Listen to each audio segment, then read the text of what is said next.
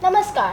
आज आप देख रहे हैं AAFT 24/7 और मैं आपकी होस्ट सताक्षी, मेरी को होस्ट आराध्या शर्मा के साथ। और आज हमारे बीच है आभा यंगर मैम, जो कि एक बहुत बड़ी ऑथर, राइटर, पोएट है।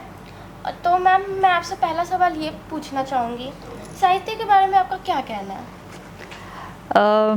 मैं सोचती हूँ कि साहित्य के बिना जो हमारी सोसाइटी है वो बिल्कुल ख़त्म हो जाएगी।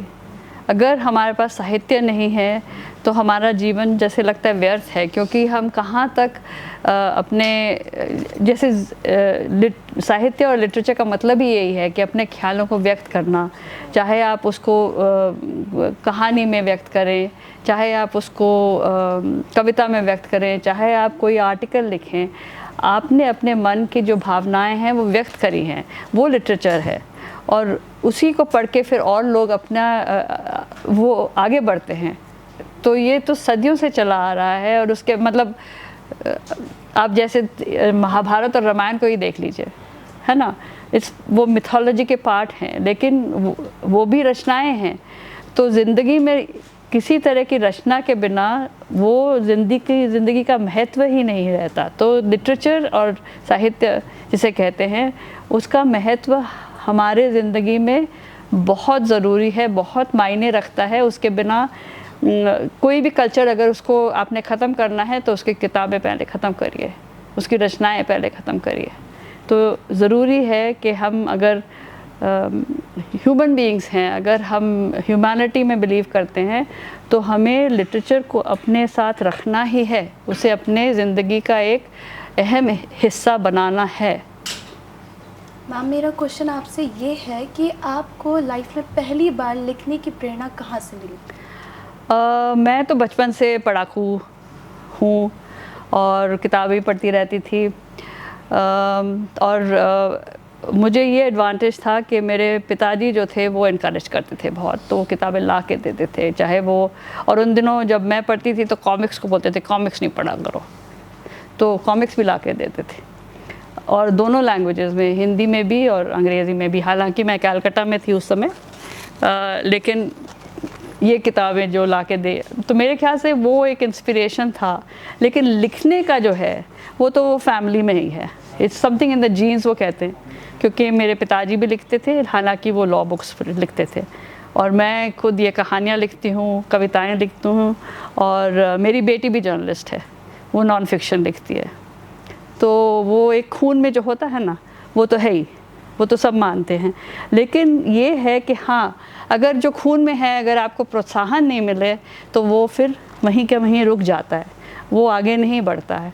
तो हाँ, मैं यही कहूँगी कि मेरे पेरेंट्स, दोनों पेरेंट्स ने, और मेनली माय फादर, उन्होंने इनकरेज किया। मैम, आपके हिसाब से एक राइटर के लिए सबसे ज़रूरी क्वालिटी क्या होनी चाहिए?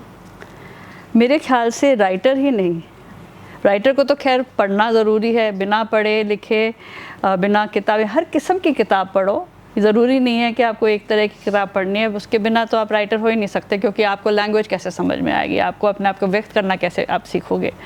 लेकिन अगर आप क्रिएटिविटी की बात करो तो जो भी क्रिएटिव पर्सन है, उसको ये ज़रूरी है कि वो डिटर्मिन्ड हो कि मैं यही करना चाहूँगी या मैं यही करना चाहूँगा और मैं इसी फील्ड में आगे बढ़ना चाहूँगा। तो ये ज़रूरी है। राइटर के लिए तो बहुत ही ज़रूरी है कि पढ़ो पढ़ो पढ़ो पढ़ो, फिर लिखो लिखो लिखो लिखो, उसके सिवाय और कुछ नहीं। और लिखोगे नहीं तो फिर आगे बढ़ोगे नहीं। मैम, मेरा क्वेश्चन आपसे ये है कि जैसे नए लोग हैं, नए राइटर्स हैं, वो रिजेक्शन के लिए डरते हैं, तो उन्हें आप कोई गोल्डन एडवाइस? गोल्डन एडवाइस ये है कि सबको, जैसे वो क्या कहते हैं, हिपोपोटामस थिक स्किन, वो बहुत ज़रूरी है। रिजेक्शंस तो सबको मिलते हैं, बिना रिजेक्शन के, आई मीन, आप सबको सेटिस्फाई तो कर नहीं पाओगे ना। आपने कहीं, आपने 10 जगह अपनी कविता भेजी, समझिए, आपको 10 जगहों से ही आपको रिजेक्शन मिली। इसका मतलब ये तो नहीं कि आप गिव अप करोगे। अगर आप ट्रू राइटर हो, ट्रू पोएट हो, आप फिर ट्राई करोगे। मैं अपने इंस्टेंसेस देती हूँ, जैसे मेरी एक कहानी 10 साल से पढ़ी रही, फिर एक यूके के मैगज़ीन में छपी जाके, award winning, selection from many, एक और अभी एक it's in the long list, वो भी कई सालों से पड़ी रही, यहाँ मैंने भेजा वहाँ मैंने भेजा। इट जस्ट डिपेंड्स कि कौन सेलेक्ट करता है, इट्स वेरी सब्जेक्टिव। आप ये मानोगे कि जो मुझे चीज़ पसंद है वो तुम्हें शायद पसंद नहीं आए। कोई कविता मुझे पसंद आए तुम्हें पसंद नहीं आए, कोई कहानी तुम्हें पसंद है मुझे पसंद नहीं आए। तो rejection is the thing you should not think about, it is very disheartening. मैं खुद डिसहार्टन हो जाती हूँ, मैं भेजती हूँ, मुझे अगर कोई रिजेक्शन मिल जाए तो मुझे लगता है कि you know but you have to try again, that's with anything. तो रिजेक्शन का तो सोचो ही मत, it's part of that situation, part of that thing. If you are scared, अगर आप स्कैर्ड हो कि मैं रिजेक्ट होंगी, मैं आगे लिख नहीं पाऊँगी, तो फिर आप आगे बढ़ोगे नहीं। मैम, आपको जब आपकी पहली बुक पब्लिश हुई थी तो आपको कैसा फील हुआ? ओह गॉड, मैं तो एक्चुअली दिस वाज एक कविता का संग्रह था ये, विच वाज पब्लिश्ड एंड मैं पोएट कवियत्री से ही मैंने आरंभ किया था अपना ये राइटिंग जर्नी। तो इट वॉज मुझे लगा कि ऐसे मतलब खुश हो रही थी मैं, ऐसे वो एक्साइटमेंट जो है अभी भी जब किताब पब्लिश होती है, लेकिन अब थोड़ा वो लगता है कि हाँ been there done that. But ये है कि वो you can't compare. It's like किसी को जब फर्स्ट बॉर्न पहला बच्चा, उसके साथ I mean I am not saying this like that, but ये होता है कि that excitement of the first born जो फैमिली में होता है, वो उसके बाद वो एक हो जाता है कि हाँ दूसरा तीसरा जो भी, it's like that, it's like a first born baby. आपने एक एक्चुअली आपने हाथ में जब वो पहली किताब पकड़ते हो तो अब तो लगता है कि वाह क्या बात है, वो it is unmatched the experience. Ma'am, मेरा क्वेश्चन ये है कि आपके हिसाब से कविता और कहानी को दिल तक पहुंचाने के लिए सबसे ज़रूरी क्या है? बहुत बढ़िया सवाल है तुम्हारा ये। तो दिल तक पहुंचाने के लिए क्या ज़रूरी है? मेरे ख्याल से तुमको अपने दिल से लिखना चाहिए। जो दिल से आप अपनी बात कहोगे किसी को, वो ज़रूर जाके छुएगी तुम्हारे रीडर को, तुम्हारे जो पढ़ रहा है तुम्हारे शब्दों को। ये ज़रूरी है, दिल से लिखो। ये तो है ही, अगर तुमने ऊपर ऊपर ऐसे ही लिख दिया, कुछ जनरल लिख दिया या बिना कुछ कि हाँ चल जाएगा, या इस हर चीज़ में मेहनत लगती है। पर सबसे पहले तो आवाज़ दिल से उठती है ना। तो दिल से जो आवाज़ नहीं उठेगी तो तुम उसे व्यक्त कैसे करोगे? लगेगा कि ये तो एक फिर दिखावा हो गया, खेल हो गया। वो तो नहीं है। राइटर्स जो सक्सेसफुल होते हैं, जो कुछ जिनकी काम जो कला जो कुछ मायने रखती है, वो यही है कि वो दिल से अपने दिल की बात तुम्हारे दिल तक पहुंचाने में कामयाब होते हैं। मैम, आप अपनी लिखने के लिए मतलब कविताएं लिखने के लिए टॉपिक कैसे चूज़ करते हो? टॉपिक ऐसे होता है, इट इज़ बहुत रैंडम है कि ये नहीं होता कि मैं एक टॉपिक चूज़ करके मैं उस पर लिखूँगी कविता।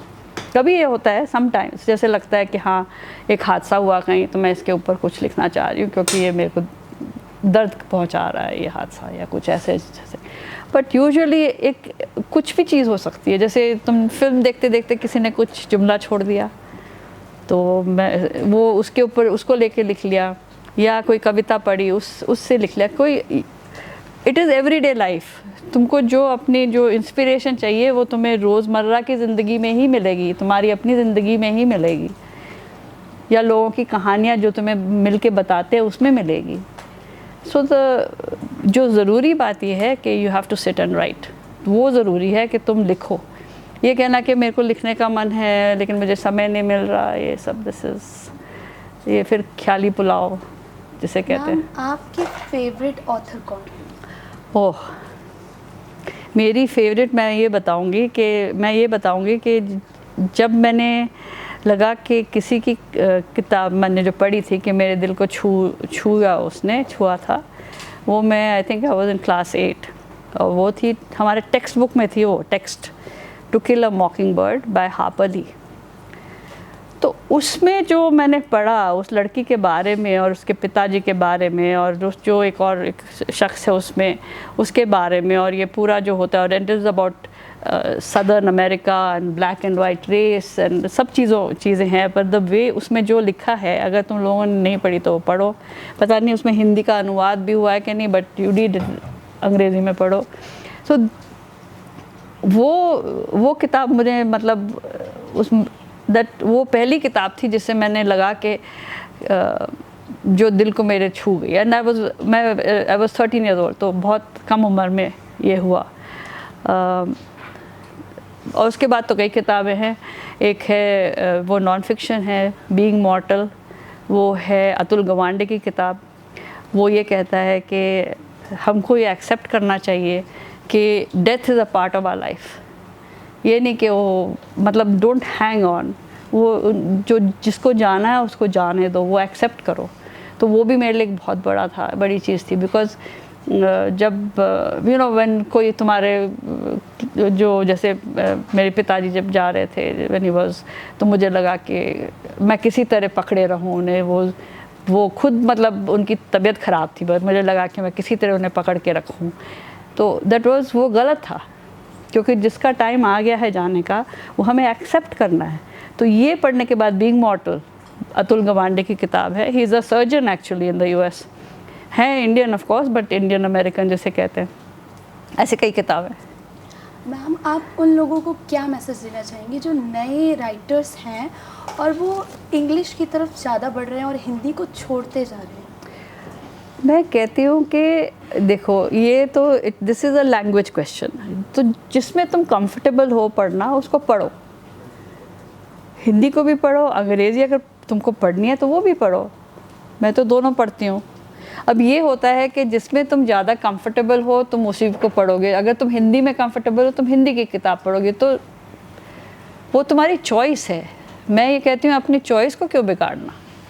जो तुम्हें, अगर तुम्हें हिंदी पसंद है हिंदी में पढ़ो, अंग्रेज़ी पर जर्मन पसंद है जर्मन में पढ़ो, वो तो तुम्हारे ऊपर है। लेकिन अगर तुम्हें कोई भाषा सीखनी है तो फिर उस भाषा में किताबें पढ़ो, वो अलग चीज़ हो जाती है। कोई भी भाषा को समझने और उसको पहचानने में और उसके जो छोटे छोटे नुआंसेस जिसे कहते हैं, जो जैसे हम हिंदी में कुछ बोलेंगे किसी और को नहीं समझ में आएगा, क्योंकि वो अंग्रेज़ी में वो नहीं समझ में उनको कि क्या इसको, मुहावरे जैसे हमारे हैं वो अंग्रेज़ी के अलग हैं, तो उसको हम ट्रांसलेट इमीडिएटली एब्सोल्युटली नहीं कर सकते। लेकिन ये है कि हर एक लैंग्वेज का अपना ही क्या कहते हैं, अपनी वैल्यू है। तो हिंदी, अंग्रेज़ी, कोई भी भाषा, हिंदी पढ़ो, अंग्रेज़ी पढ़ो, जो तुम्हें पसंद है। अंग्रेज़ी के लिए इस तरफ के बिकॉज़ वो एक इंटरनेशनल लैंग्वेज है, हिंदी इंटरनेशनल लैंग्वेज नहीं है, बट वो हमारी मातृभाषा है। वो आई वोंट से सबके लिए, मतलब हम लोग तो कितने सारे बंगालीज़ के लिए बंगाली मातृभाषा हो जाती है, साउथ इंडियंस के लिए तेलुगु, तमिल, वो सब मातृभाषा we can't say, but generally India के लिए ऑन द होल परसेंटेज जो ज़्यादा है वो हिंदी बोलते ही हैं, समझते ही हैं। तो वो है, तो उसे पढ़ो।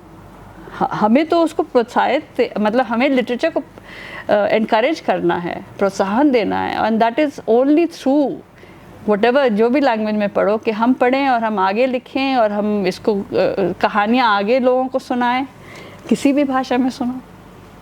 Thank you so much ma'am, अपना कीमती वक्त हमें देने के लिए। Most हमें welcome. बहुत अच्छा लगा आपसे बात Thank करने you. के लिए, और खबरों को देखने के लिए जुड़े रहिए AFT 24/7 के साथ।